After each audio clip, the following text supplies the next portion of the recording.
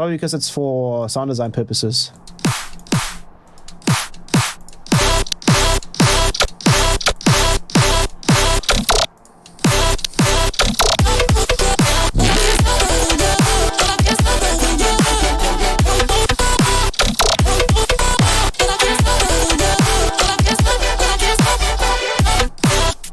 This is still too much of a resonance.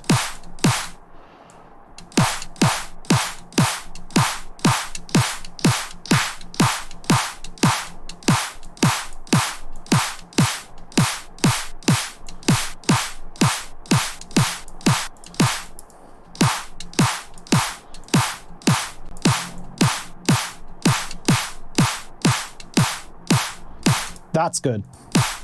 I do want to edit the transient a little bit further.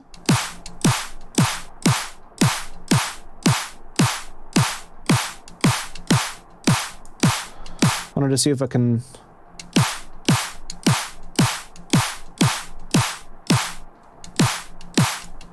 get any more juice out of it, right?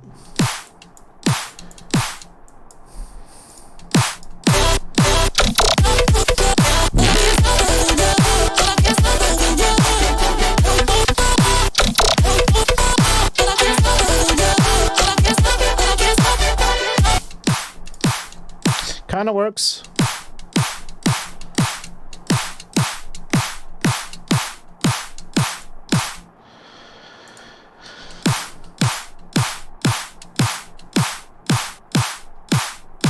Probably too distorted, actually.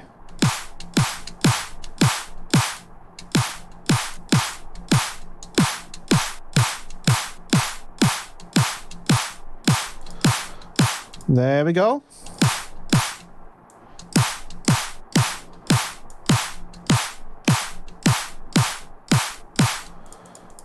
Let's pitch it up.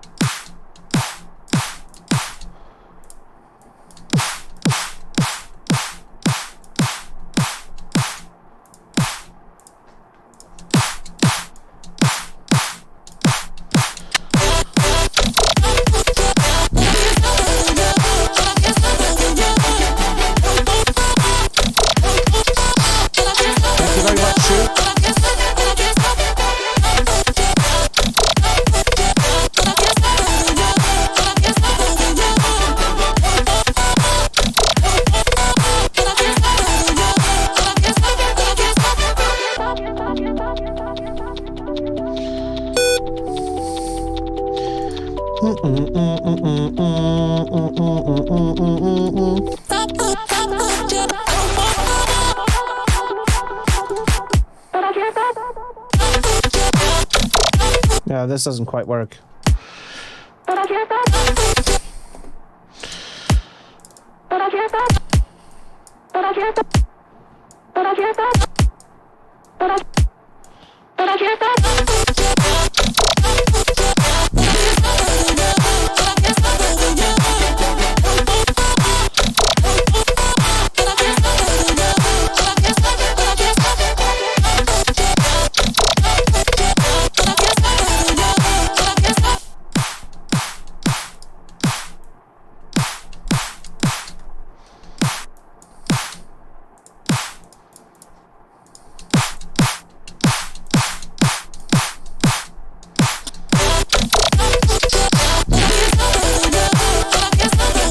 This needs to be like more like, whoa, where's it?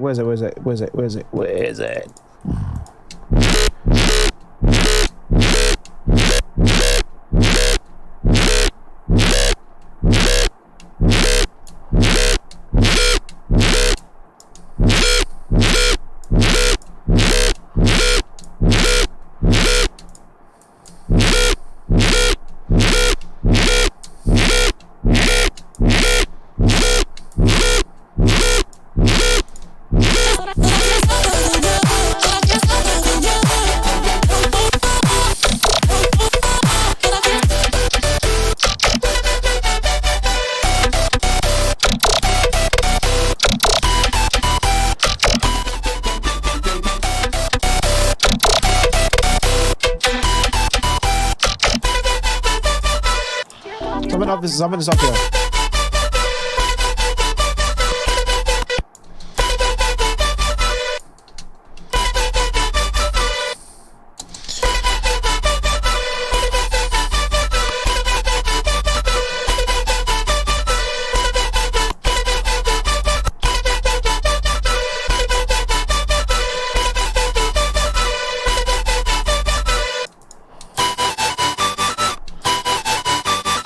up the low end.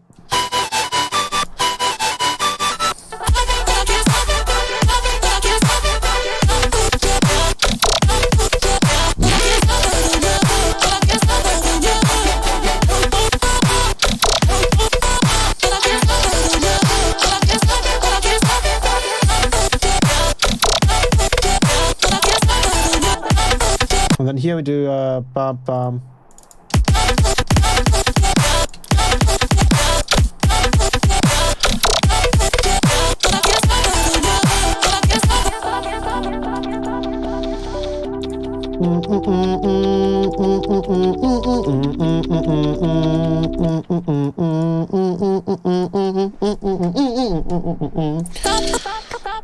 And then we write a cool little like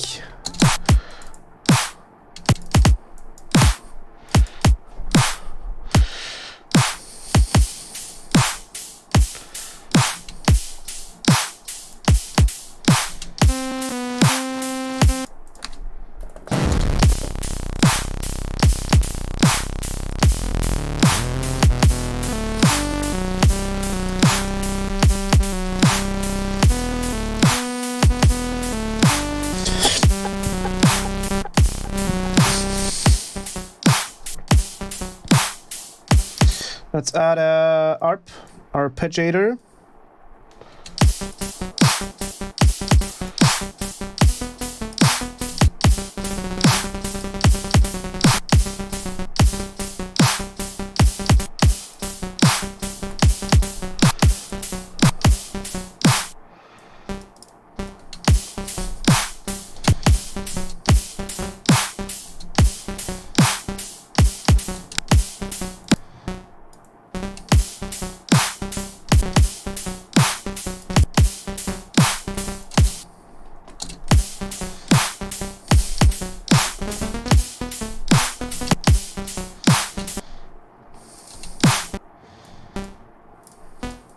So 1, 2, 3, 4, 5.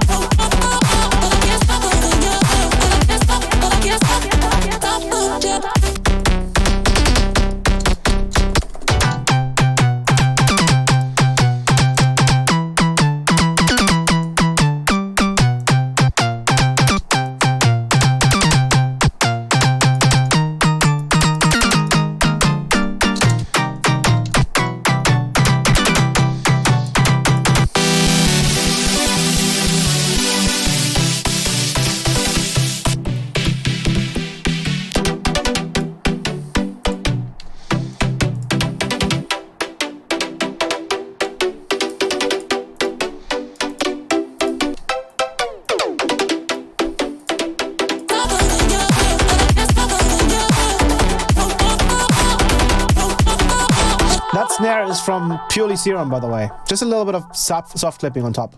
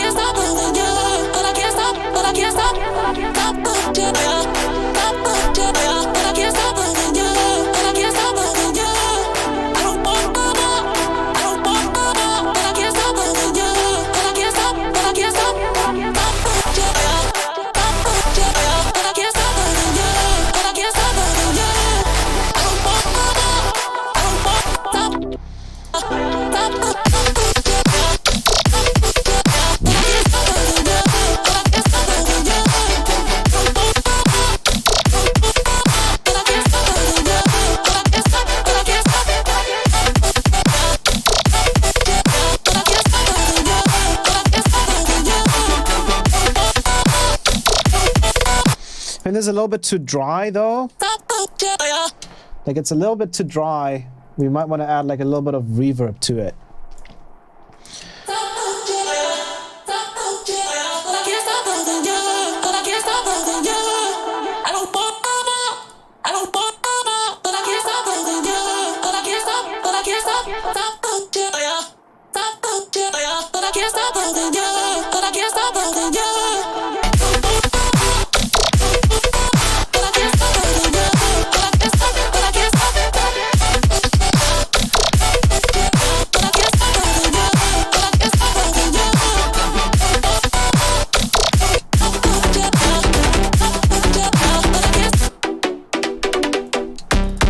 We're doing a little bit too much here.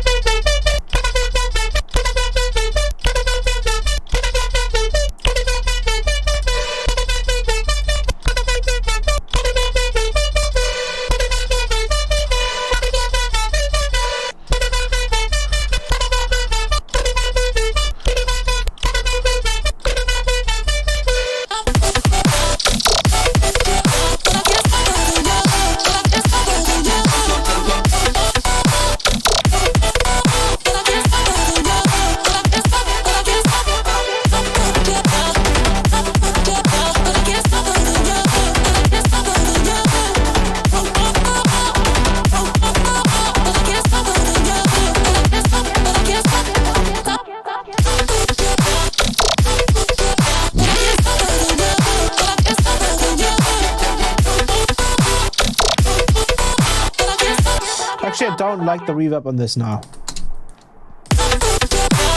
That's better.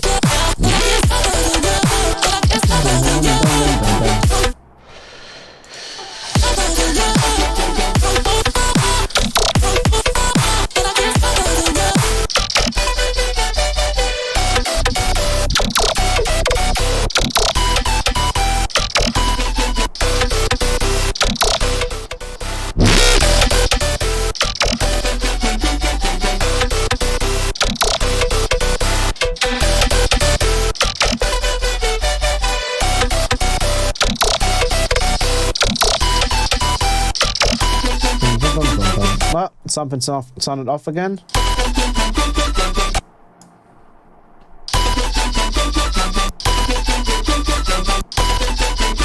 It's not really cutting the low end here, is it?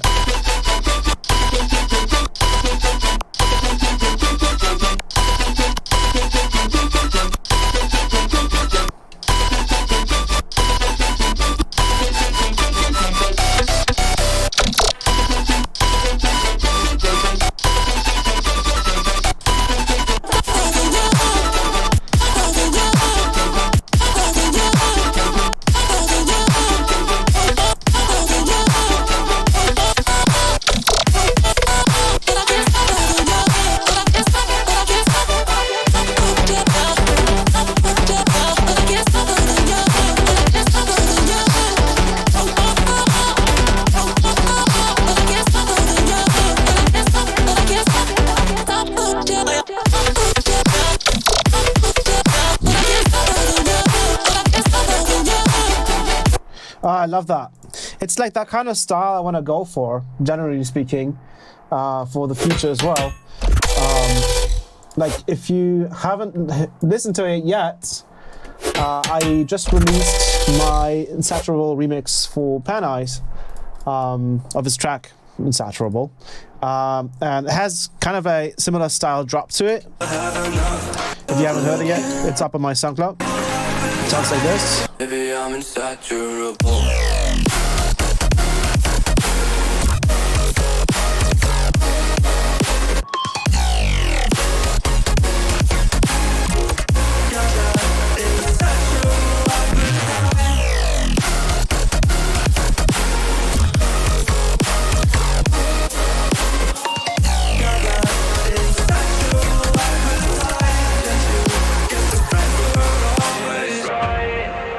And then it has a really cool Neuro Garage kind of drop here. And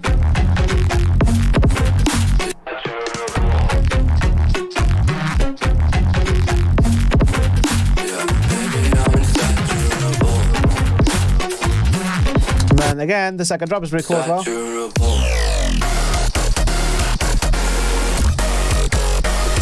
So what I'm trying to see right now is if volume wise this is kind of similar. I'm gonna have to check that.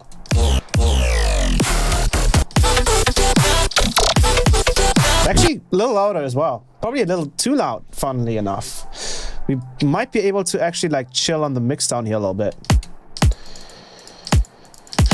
So we might be able to just kind of roll this back to 0. Maybe roll this back to, I don't know, like 1.6. Just relax the mix down a little bit.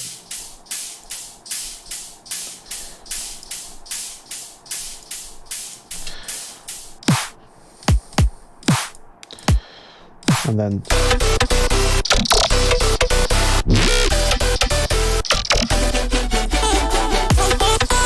I'm still not entirely satisfied with this part. This can just be on, like over here.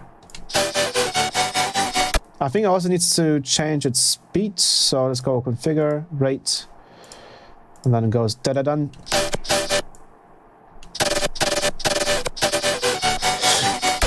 I believe.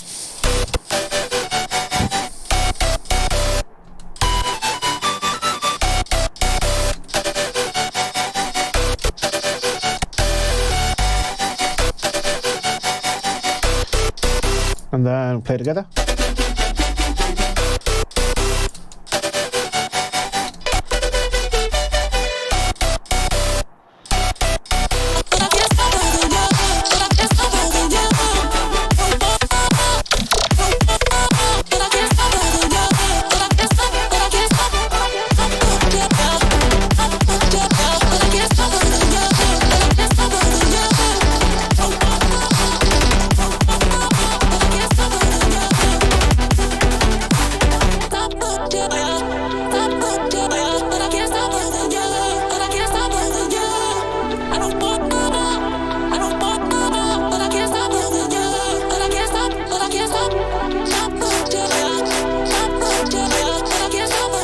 So it's too lazy to check it out. Yeah, I get that.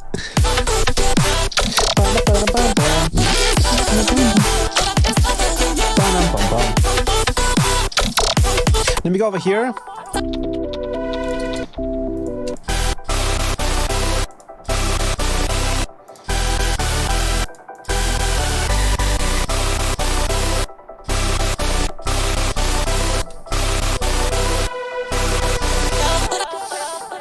Let's record this from resample.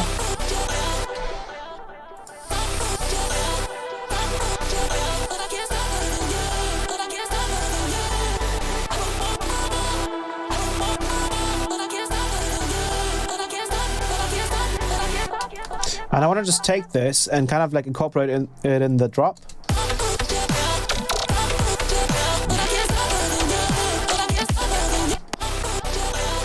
So I'm literally just going to cut with an EQ8.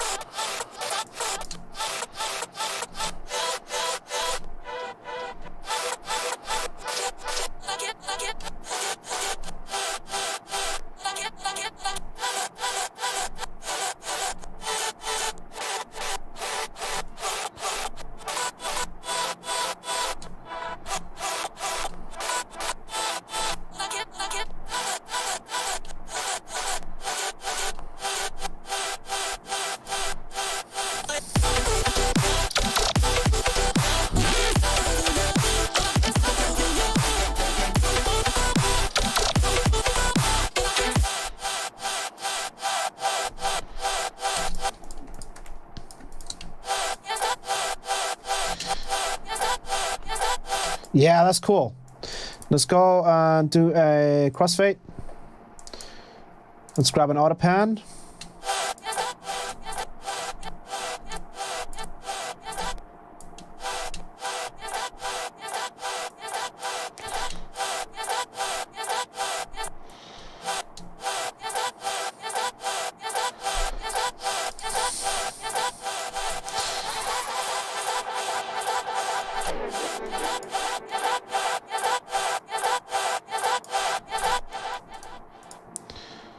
Freeze and flatten. How sick was Rampage besides getting sick? Very sick. It was very sick, yes. It was great. The vibes were really cool there.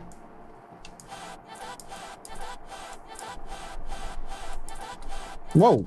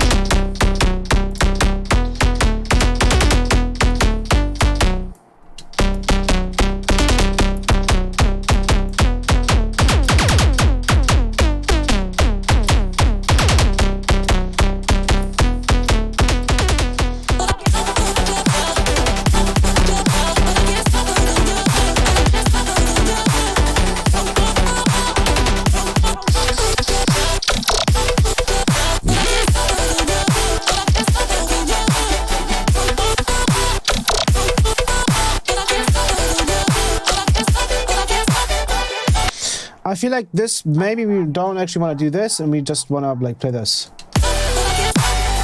Yeah, that's cooler, I feel like.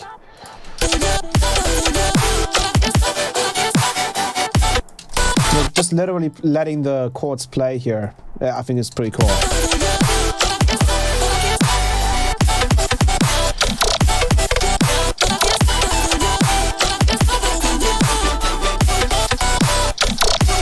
And here this part doesn't sound cool, so let's copy this back over.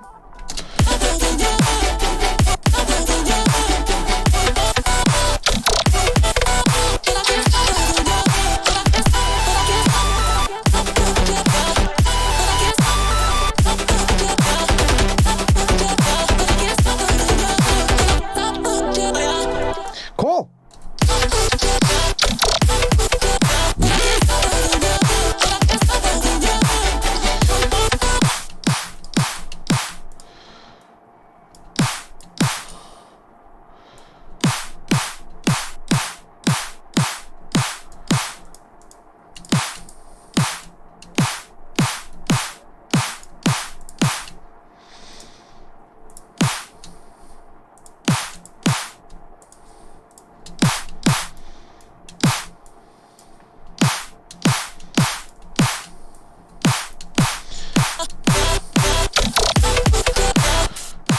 I don't fully like the transient right now, so I might have to...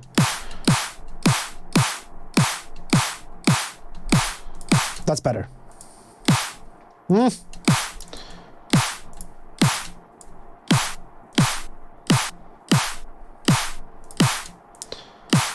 Yes, this is better.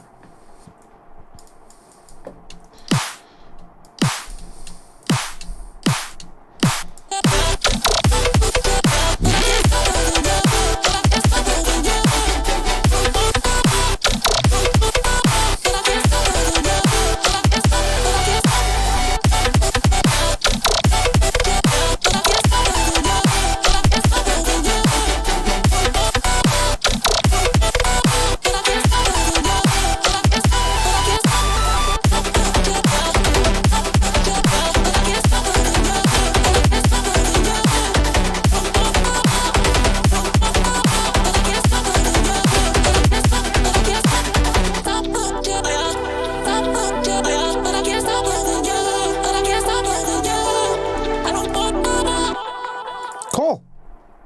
So I would say we would cut the stream there. That was super fun.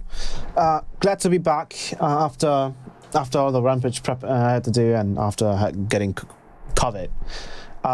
This was super fun. I hope you guys enjoyed this as well. I'm gonna let this play a little bit in the background.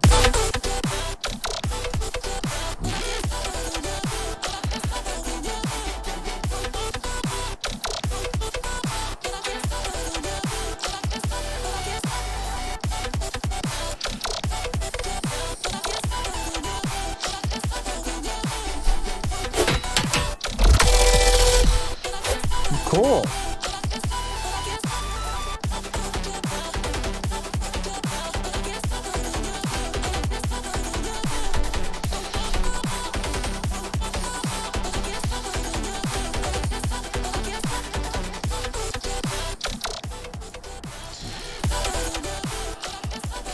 So, with that being said, I hope you guys enjoyed the stream. That was super fun. We actually made something really cool here. I didn't even expect to make a full track on from just making drums and serum. But I feel like we did a good job here, and I hope you got to learn something today.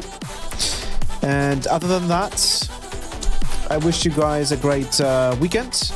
Everyone that's from the Patreon, I'll see you guys on Sunday on the next production live stream. And maybe we'll do something really special for the last week, because I have some cool ideas.